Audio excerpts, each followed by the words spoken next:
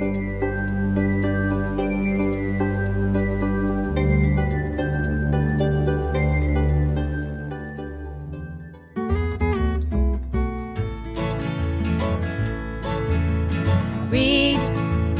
pick up a book and read. Open up the cover and read. Read all the words inside. Read, travel to a place and read. Open up your mind and read. Read, read, everyone read. Read, pick up a book and read. Open up the cover and read. Read all the words inside. Read, travel to a place and read. Open up your mind and read. Read, read, everyone read. Okay, this time you have to say read. Here we go. Read, pick up a book and read. Open up the cover and read. Read all the words inside. Read, travel to a place and read. Open up your mind and read. Read, read, everyone read. Read, read, read, everyone read.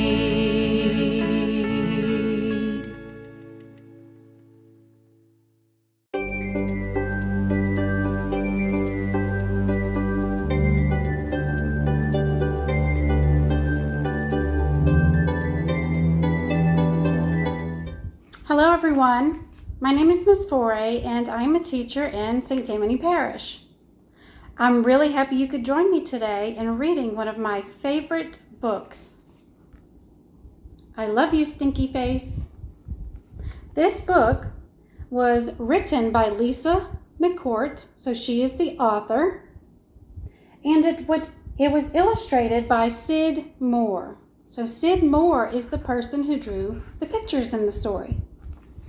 Now, before we begin reading, I want to let you know that at the end of the story, I'm going to ask you a question about one of the characters. My question is going to be, how do you think the boy feels? So think about that as we're reading. How do you think the boy feels? Okay, let's begin reading. I love you, my wonderful child, said Mama as she tucked me in. But I had a question. Mama, what if I were a big, scary ape? Would you still love me then? If you were a big, scary ape, I would comb your whole hairy self to make sure you didn't have any tangles. And I would make your birthday cake out of bananas. And I would tell you, I love you, my big, scary ape. But Mama, what if I were a super smelly skunk and I smelled so bad that my name was Stinky Face? Then I would give you a bath and sprinkle you with sweet-smelling powder.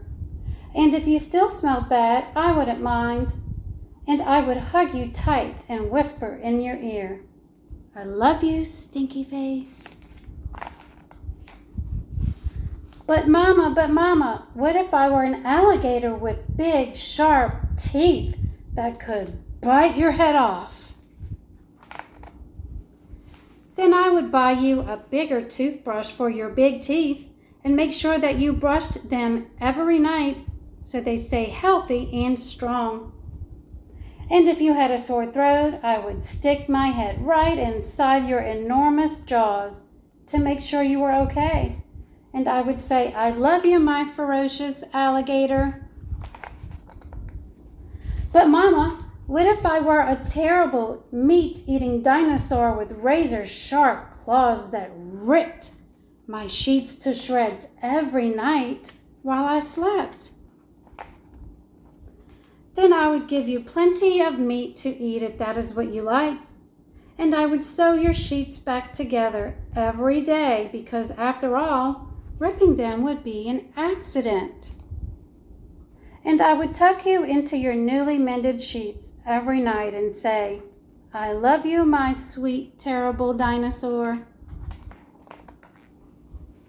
But Mama, what if I were a swamp creature with slimy, smelly seaweed hanging from my body, and I couldn't ever leave the swamp or I'd die? Then I would build a house right next to the swamp, and I would stay with you and take care of you always. And when you splashed to the surface, I would say, "I love you, my slimy little swamp monster." But Mama, what if I were a green alien from Mars and I ate bugs instead of peanut butter? Then I would dress you in colors that showed off your nice green skin. And I would pack your lunchbox with beetles and spiders and ants and grasshoppers and the tastiest bugs you ever had. And I would pack a note with all the bugs that said, "I love you, little greenie. Bon appetit." But Mama, what if I were a cyclops and I had just one big gigantic eye in the middle of my head? Then I would look right into your gigantic eye and say, "I love you, my little cyclops." And I would sing you a lullaby until your one gigantic eyelid got droopier and droopier, and it finally closed and you fell fast asleep. I love you, Mama, and I love you, my wonderful child. The end. I hope you enjoyed the story as much as I did. Does anyone remember my question? Yes, good job. My question is, how do you think the boy feels? How do you think he felt at the end of the story? Does anyone want to take a guess? Oh, I like that answer. Yes, I bet the boy felt happy. Why do you think he felt happy? Right. I think he felt happy because no matter what, his mama loved him. No matter what mistakes he made, no matter what not so good choices he might have made, no matter what, his mama still loved him. So I bet that made him really happy. I really appreciate you guys reading the story with me today. I want you to keep watching videos so you can keep learning with us. And you can do that at STPPS TV or by going to the website stpsb.org. Hope to see you guys soon. Bye.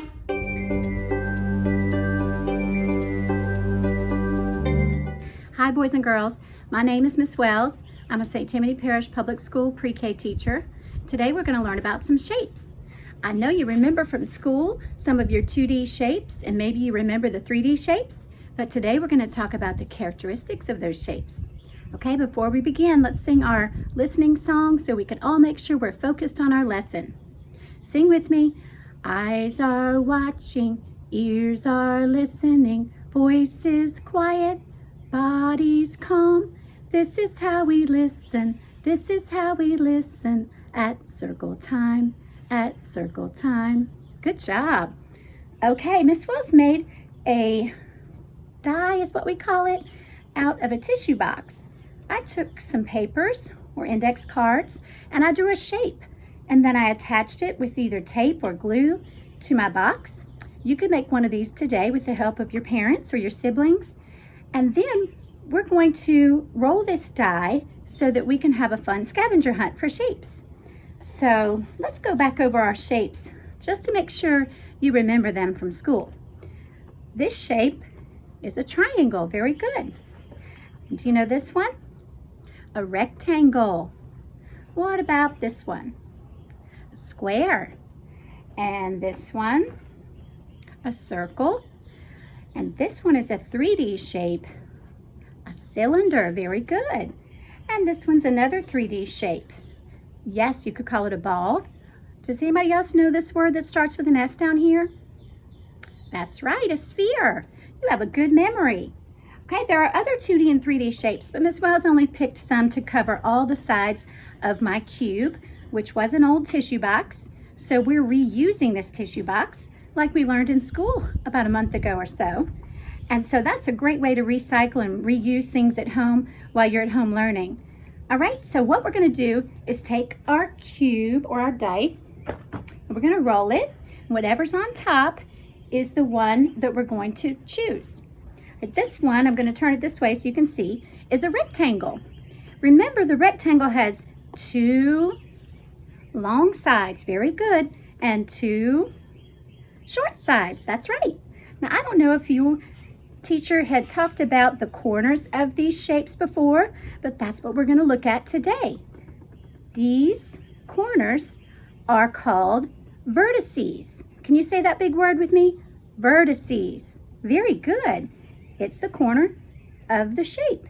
Now, if we're just talking about one of the corners, we call it a vertex. Can you say that? Vertex. Very good. Now, when we talk about these shapes today, we're going to say at least one characteristic of the shape. Miss Wells, what does characteristic mean? That's a big word. You may never have heard that before. A characteristic is something that describes. So if you have characteristics like, brown eyes or blue eyes or the color of your hair. So Miss Wells has brown hair. What color eyes do you have? What color hair do you have? Okay, so those are characteristics you have. And these shapes have characteristics too. Now we know them by their characteristics, and then we have a name for them. You have characteristics too, and you are recognized by those characteristics, and people call you by your name. So we're like shapes. We have characteristics and we have a name. They have characteristics and they have a name. So we're going to look at those today and make sure we call them all by their correct name, just like you and I want to be called by our name.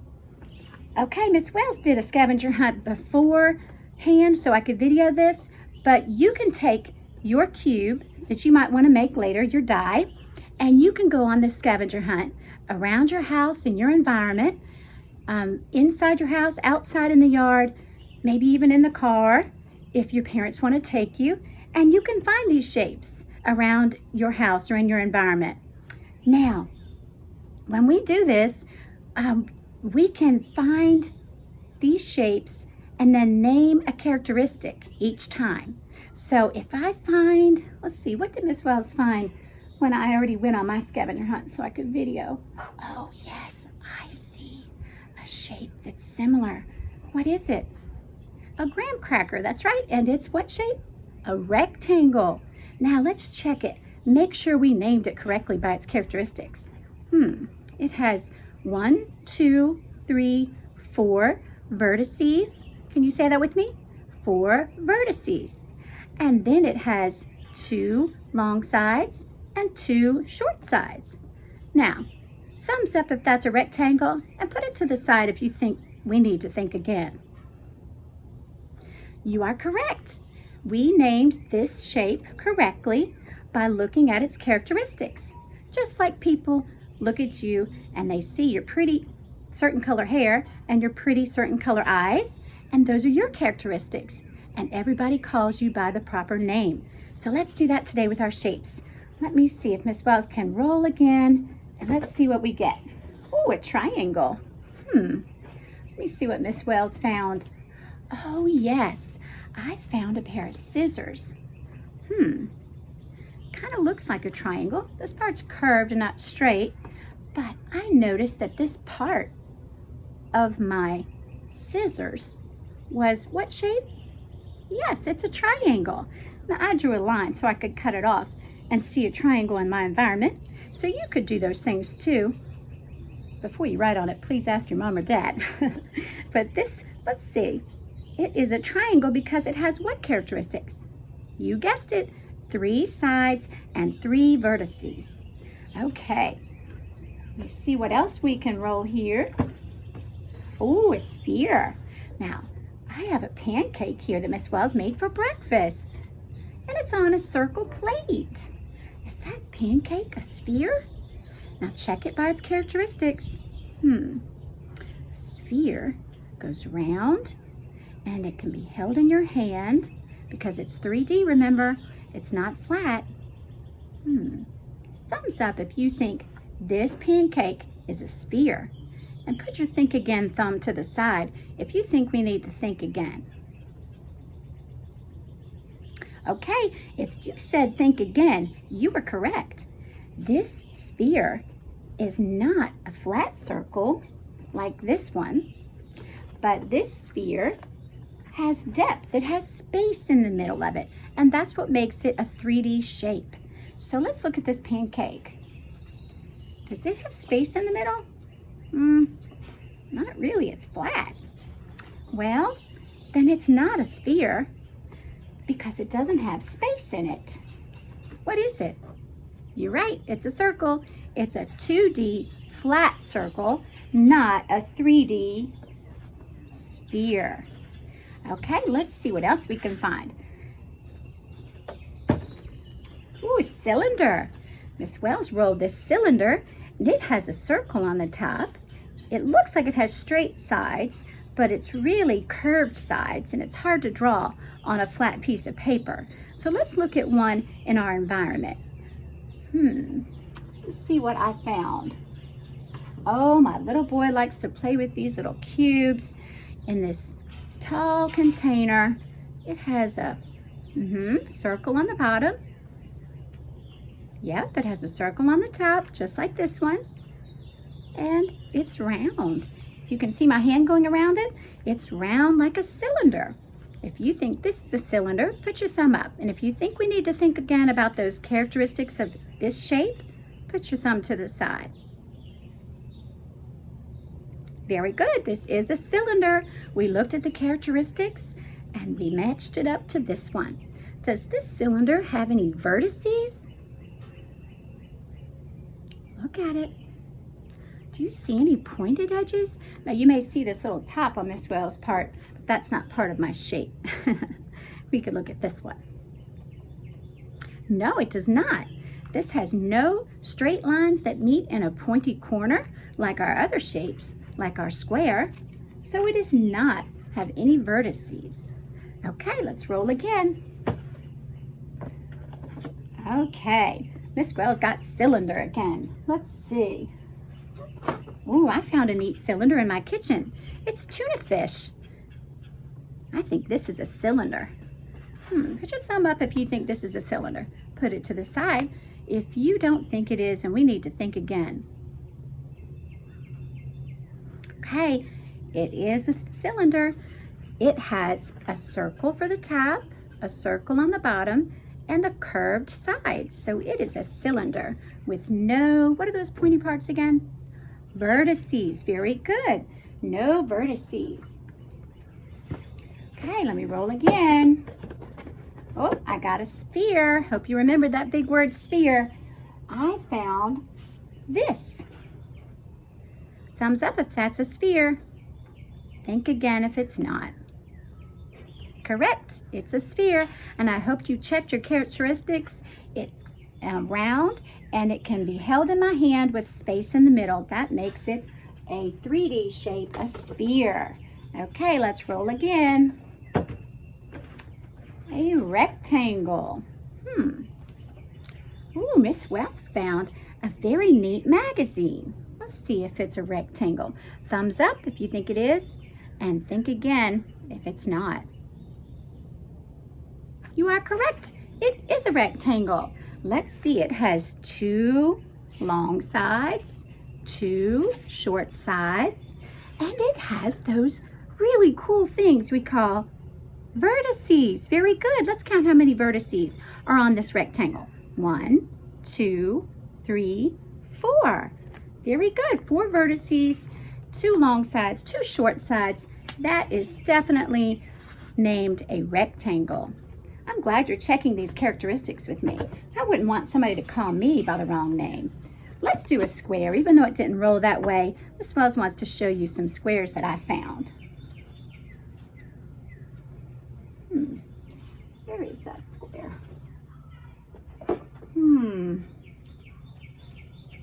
Oh, I know, it's right here. I see it. It's this pretty piece of paper that Miss Wells found. Oh, let's see. Thumbs up if that's a square. And I want you to put a thumbs to the side. Think again if it's not. Oh, if you said think again, good thinking. Let's look and match up those characteristics. This is not a square. Let's see. Does it have 4 vertices? 1, 2, 3, 4. 1, 2, 3, 4. It does. Let's see. What else? What other characteristics does a square have? 1, 2, 3, 4 sides. 1, 2, 3, 4 sides. Well, so far, it's got to be a square. Oh, I noticed one more thing. Did you find it? Yes, these sides are all the same size. Remember on the rectangle, there was 2 long sides and 2 short sides. So let's see, this one does have the 2 long sides and the 2 short sides. It's not a square, it's a rectangle. Very good.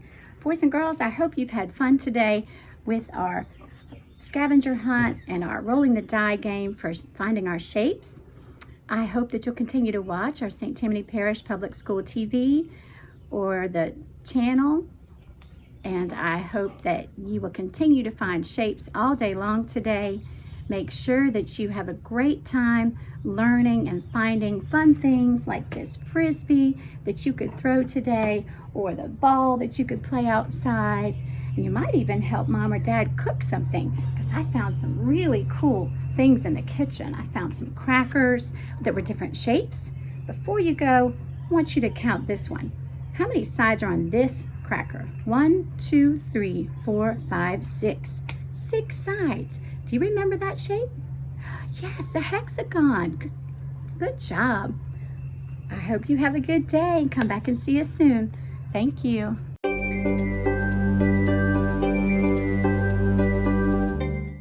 Hey friends, it's Miss Kingsmill, a St. Tammany Parish Public Schools kindergarten teacher. And in today's writing lesson, we will be using a combination of drawing and writing in order to compose an explanatory or informative text. Remember that an informative text is just like a nonfiction text. We're writing about something real. Sometimes my friends have a hard time with this. They're not always sure about what to write, so I always like to ask them to start with a picture. Since we've been talking a lot about living things in science, I thought we might try that with our writing as well. I'm going to pick something that's living. I got it. I'm going to draw a picture of a bear. I'm not a great artist, but that's a-okay. As long as my writing and drawing is neat and I can tell what it is, it doesn't matter. So if you're not a great artist, that's all right.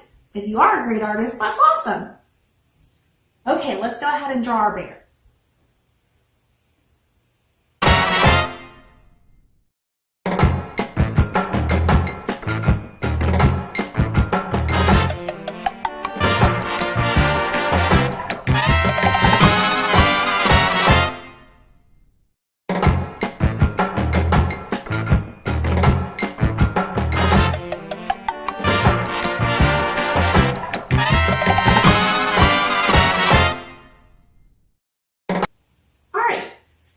Basic bear. It's not the best bear in the world, but that's okay. The next step that I'm going to take is I'm going to label my bear. When I label my bear, that means that I'm using words to tell the different parts of the bear. We use labels all the time. Let's go ahead and label some of these parts of the bear. I'm going to get started labeling with his tail. I'm going to write the word tail by the bear's tail. And that will show my reader that this part of the bear is called the tail.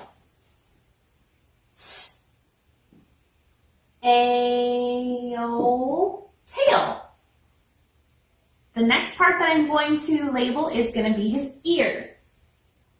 This, I'm going to draw a little arrow, is an ear. E-A-R.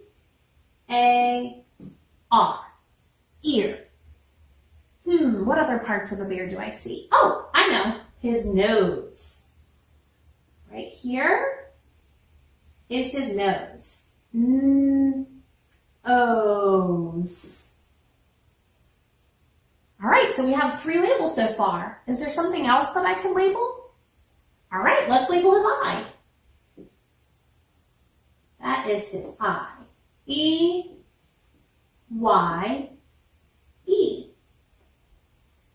One more thing.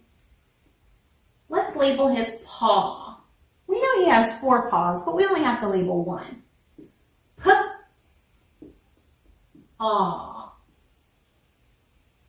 All right, great. So we've labeled our bear. Now it'll be a lot easier to write about the bear since we already know what the bear looks like and we have some words that go along with it. Let's try one together. Grab a piece of paper and I'll go ahead and erase my board.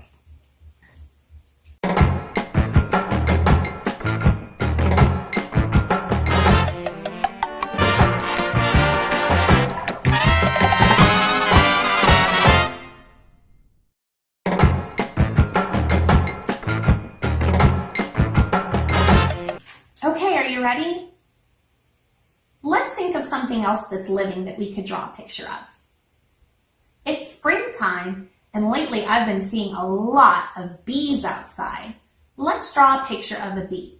I'll draw my picture and you can draw your picture. Just make sure that you can tell what the parts are. It's okay if you're not a great artist, and if you are a great artist, that's awesome.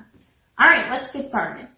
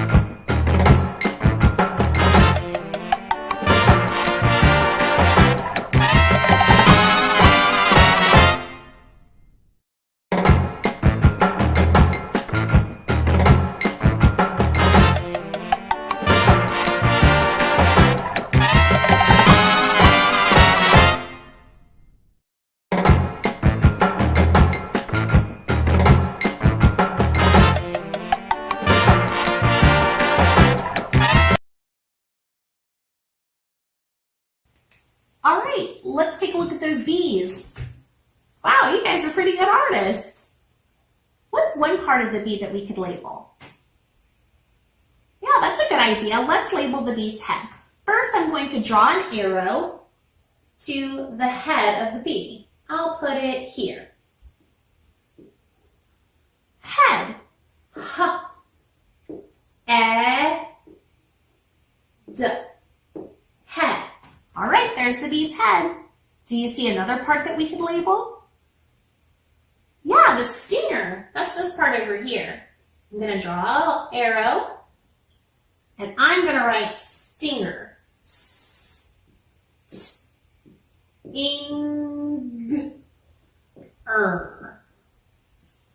There's the bee stinger. What about the other parts?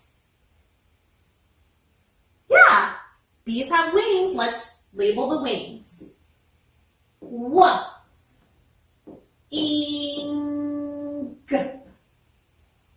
There's the bee's wings. Do you think you can come up with another one? Very good. Here's his leg. Ooh. What letter makes the ooh sound again? You got it. L. Leg. Ooh, eh. Yep, that's right. E. What's the last sound in leg? Very good. G. Leg. All right, awesome. So we have labeled the wing, the stinger, the leg, and the head.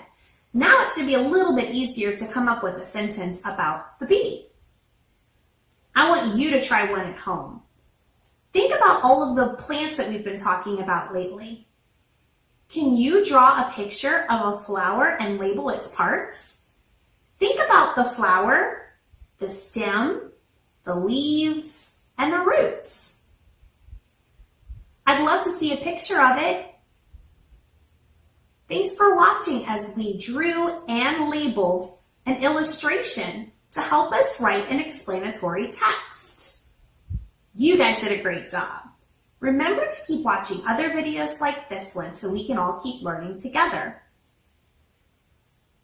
You can watch lessons daily on STPPS TV or on our website at stpsb.org. See you next time.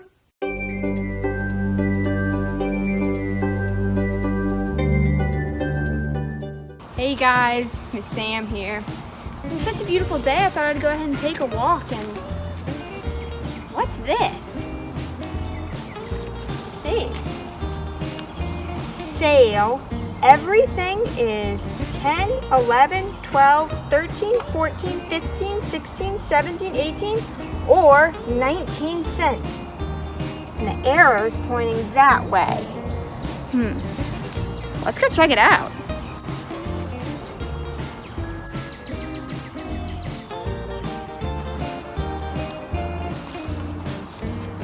Welcome, welcome, welcome to the Tent Market clearance sale. May I interest you in a hat?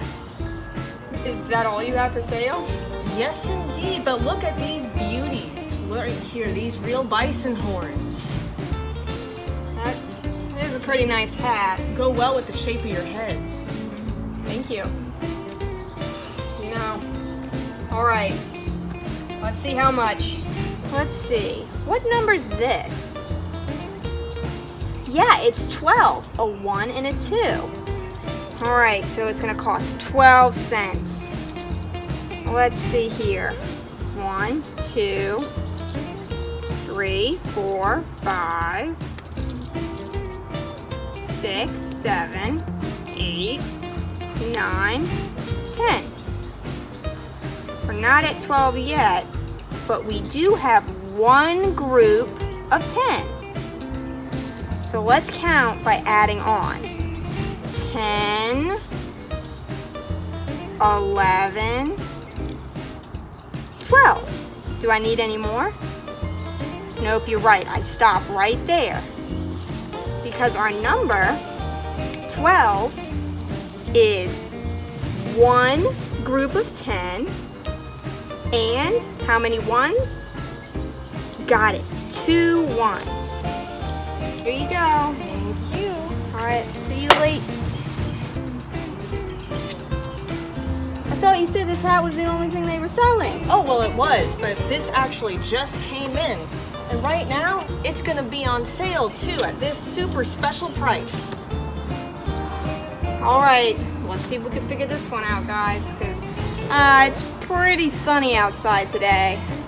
And I think I really want those sunglasses. It would go well with my hat. All right, let's see. Let's take a look at this number. A 1 and a 7. What number is that? Right, it's 17. And I've already put down 10 pennies. So we have one group of 10. But we still don't have quite enough to make 17. So we have 10, 11, 12, 13, 14, 15, 16, 17.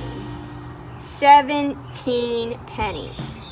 I have one group of 10. And how many ones do I have? Right, 7 ones. 1 10 and 7 ones makes 17. All right, now these cool sunglasses are mine. All right, I feel pretty good about my new look, so I think I'm just gonna go ahead and... Let me guess. It just came in. Mermaid green, the latest style. Ooh. Ooh. And this is also on sale for the super special price. I gotta have it. I got to. Let's see how much this is. I see a 1 and a 9. So what number is that? Yeah, it's 19. So let's see, I already did 10 pennies over here. So we still need some in the ones area. So 10, 11, 12, 13, 14, 15, 16, 17, 18, 19. 19 pennies. Yes, we can buy it. But let's check this out. How many 10s do I have? How many groups of 10? Yeah, I have one group of 10. How many ones do I have? Yeah, 9. 1 10 and 9 ones makes 19. Awesome counting, guys. All right, 19 pennies. This skirt looks really good on me. All right, thank you so much. See you later. Oh, but can I interest you in a tennis racket for the summer? No! I've already spent all my money. No! Half off! I gotta go. Bye! Oh, so glad we got away from that salesperson because we didn't have any more money to buy anything else.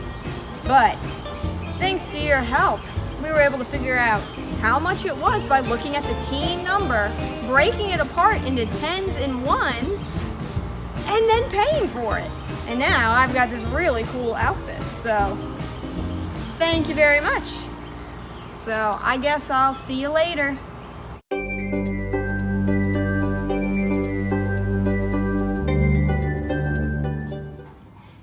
Hey boys and girls, it's Mr. Hebert, St. Tammany Parish Public Schools Health and Physical Education teacher. I'm coming to you from my kitchen today. We're going to talk about snacking, and we're going to play a game at the end, 3-word game. Now, snacking, we've been home a long time. Raise your hand if you've been snacking. Not you, you're holding the camera.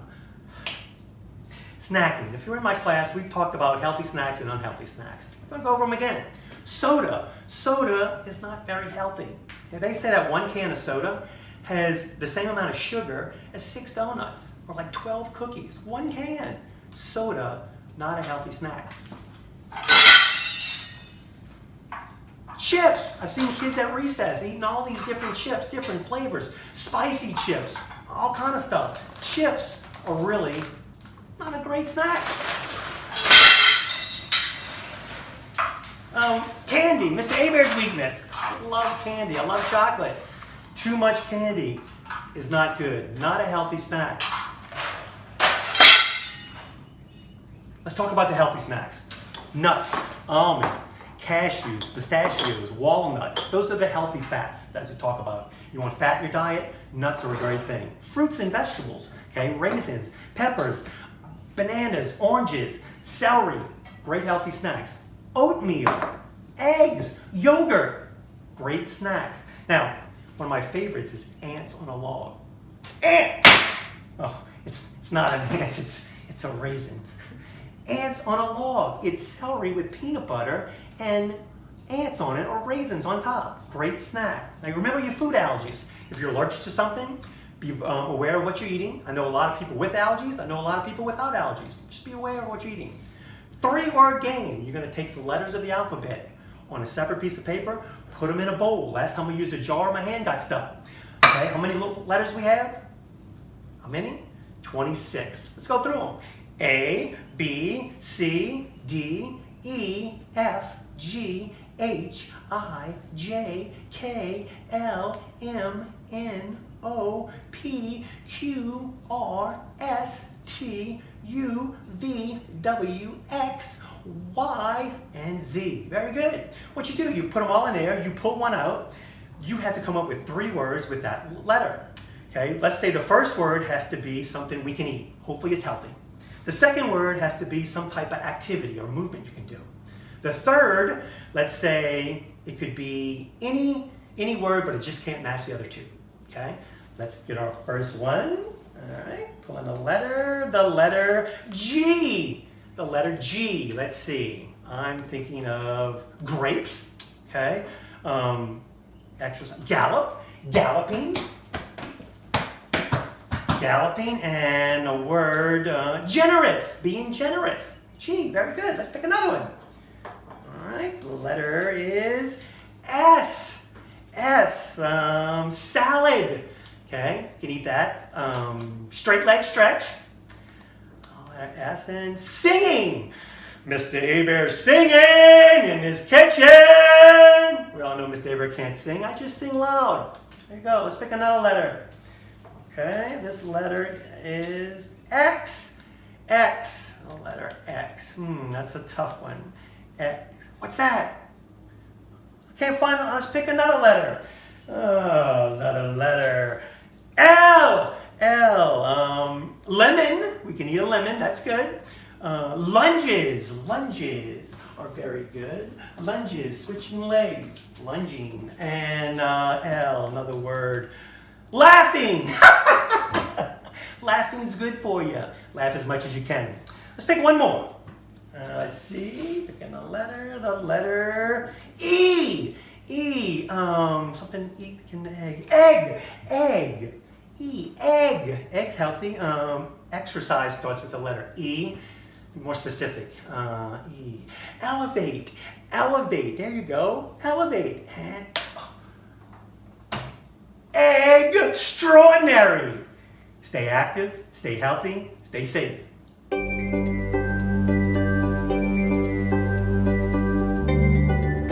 Hello, I'm Adair Watkins. I am an art teacher with St. Tammany Parish Public Schools, and today I want to talk about one of my favorite elements of art, color.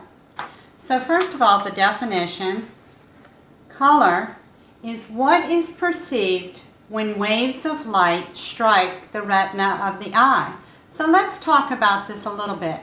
First of all, let's talk about the eye itself. When you have the light coming into the eye, it comes through the pupil. The pupil is the little dark spot in the middle of your eye, and it is actually a hole that allows the light to go all the way into the retina. And so it comes through the colored part of your eye is the iris, the dark part is the pupil, and then the light hits the retina, which lets it go into the optic nerve into the brain. The pupil of the eye is right here, and it opens and closes to allow light in. If it's very light outside, the pupil is going to be very, very small, so that not too much light gets in and burns the retina of the eye. When it's dark inside, the pupil gets much bigger. You can look at yourself with a flashlight in a mirror and watch the pupil open and close, and it's a very interesting mechanism that we have that protects our retina. That's why you're never supposed to look directly at the sun, because if you burn your retina, you won't be able to see. So let's talk about the waves of light. Light travels in waves, just like sound travels in waves. So here are some waves. We have these waves at the top. A wavelength is measured from the top of a wave to the top of another wave. So which wave do you think is faster? The top wave, which is longer, or the bottom wave, which is shorter? Now, why would this matter? And it matters because light travels in waves, and certain colors have different wavelengths, and these are the wavelengths. So, do you think that this looks faster because it's longer, or this looks faster because it has more? Well, the correct one is that this is faster. The longer wavelength travels faster, and the shorter wavelength travels slower. One way you can think about this is if you're driving in the mountains and you need to get from point A to point B. If you have to drive over 3 mountains to get there, it's going to take you longer than if you just have to drive over 1.5 mountains to get there, or 2 mountains. You'll get there faster with this. So those are the wavelengths. When light travels, it travels in order, and the light travels in order of the wavelength. So here we can see that red has the longest wavelength and purple has the shortest wavelength. And it travels in through the pupil to the retina. And this is only the visible spectrum. This is only what we can perceive unaided, just with our eye.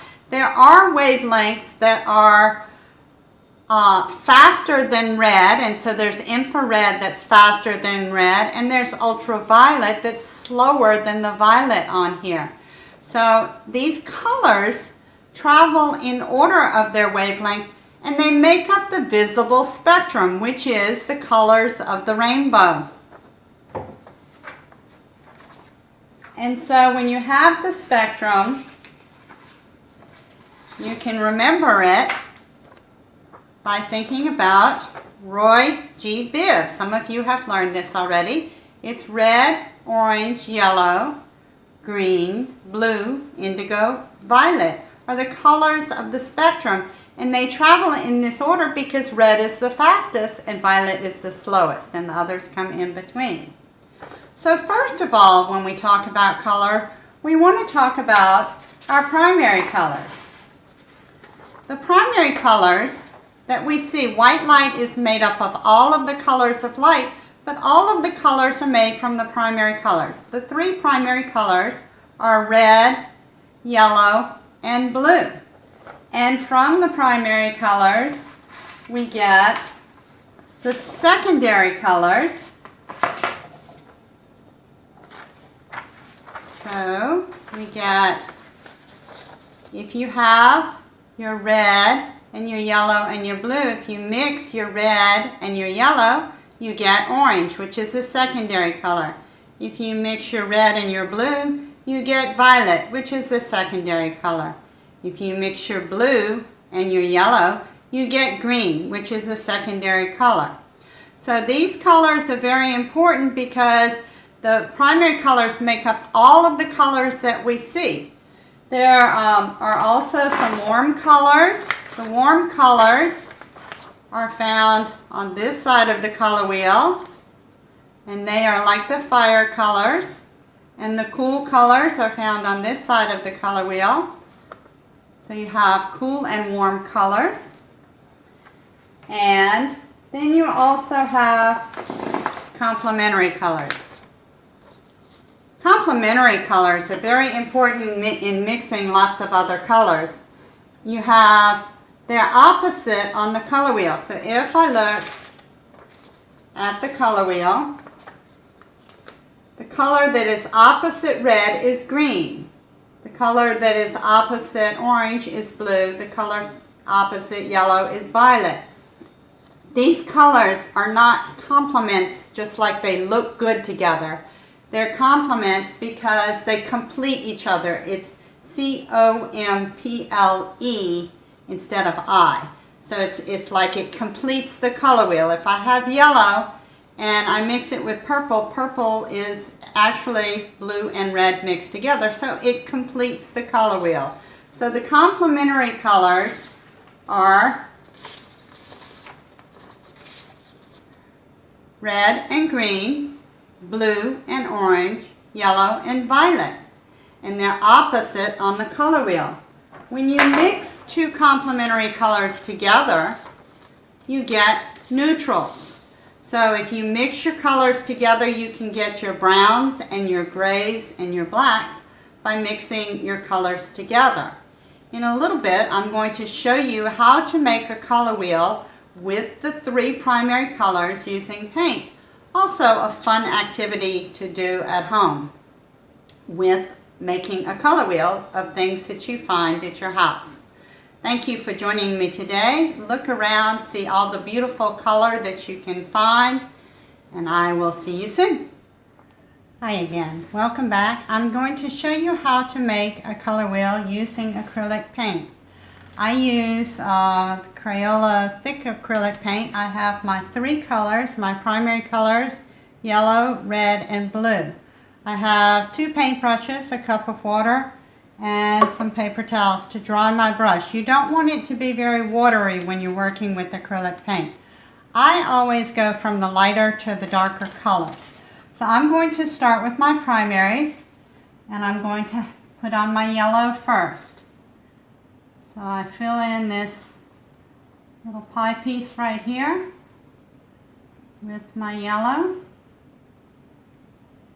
And then since I'm changing colors, I'm going to wash and dry my brush off totally.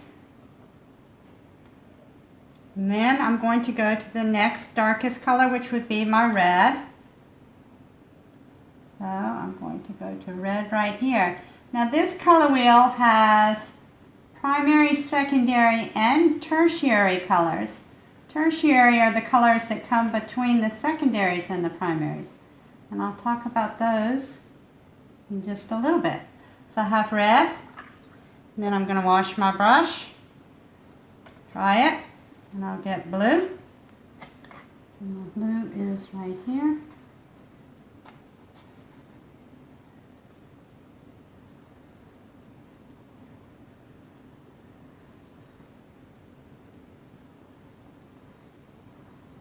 Put that in. That's neat. And then wash and dry that brush. Then I'm going to go to my secondaries. So my first secondary color is when I mix yellow and red, I get orange. So I always start with the lightest color. So I'm going to start with my yellow, and I'll put it in here, and I'm just going to add a little bit of red at a time until I get an orange that is going to be exactly in the middle of the red and the yellow. So I'm starting to get my orange. That looks good. So I'm going to paint my orange in here.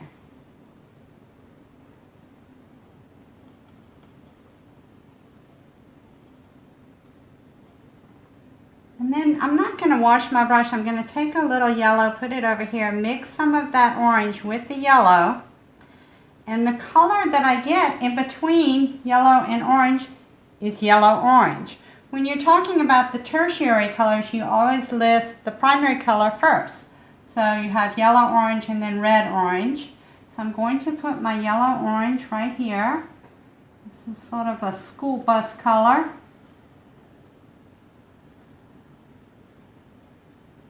And then if I mix, while I have that color, if I mix a little more red with my orange, then I'm going to get a red-orange.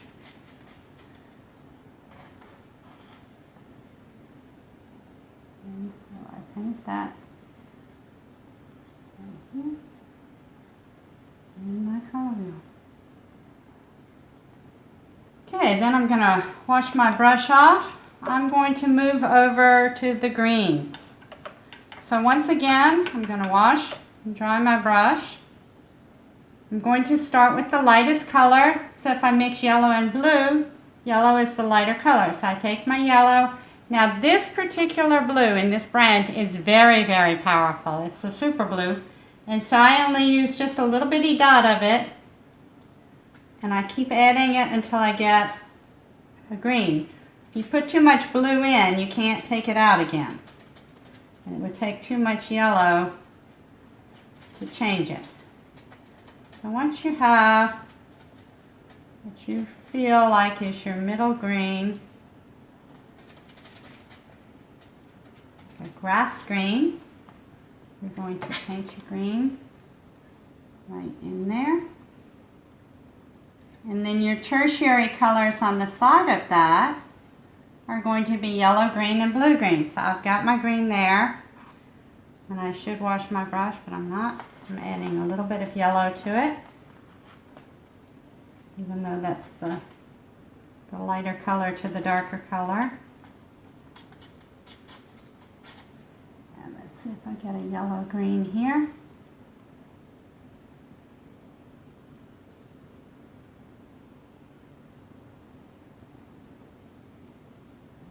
Sort of a glare, I can't really tell. And then I'm going to add a little more blue to it and make it a very pretty blue-green.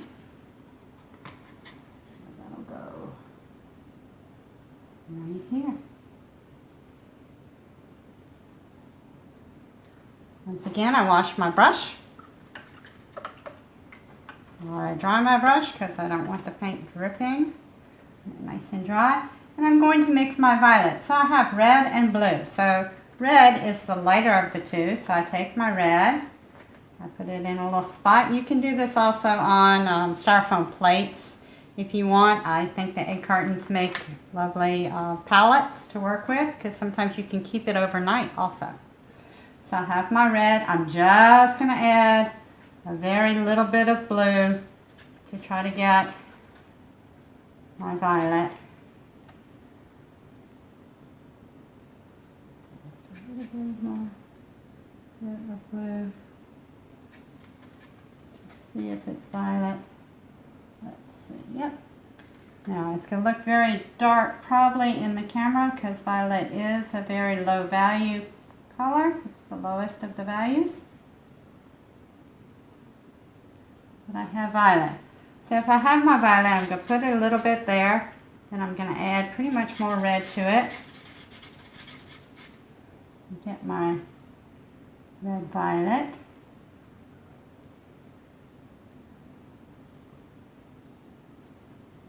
And then I'll add some blue to the violet. More red. Make sure it stays violet. And this blue violet is also like an indigo, like in the spectrum when we say blue, indigo, violet, it's sort of like a navy blue.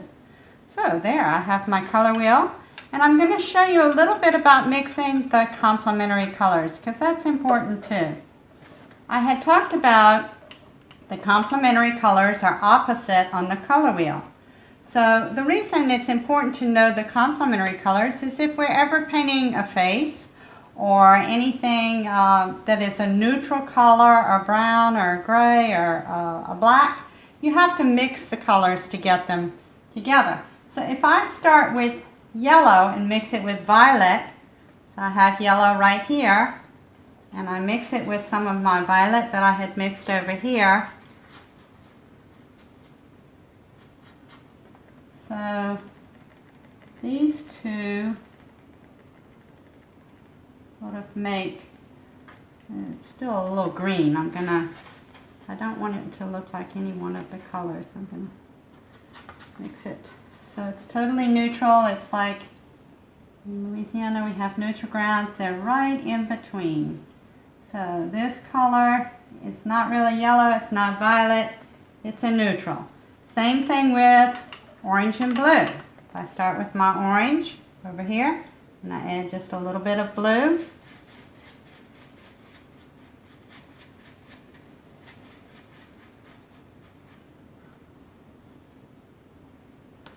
And it should give me, let's make it more orange.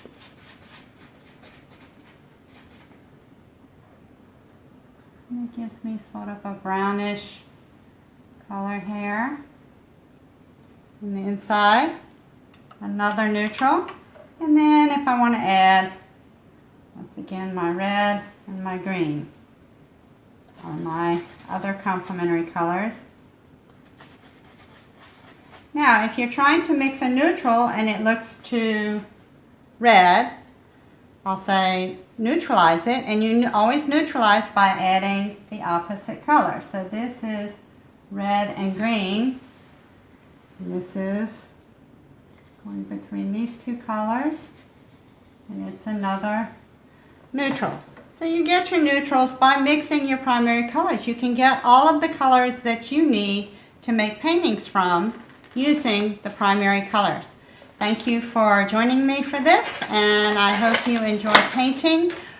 Students who are in my class may find the blank color wheel on my Moodle page, and you can paint your own or make your own with crayons or anything you happen to have at home.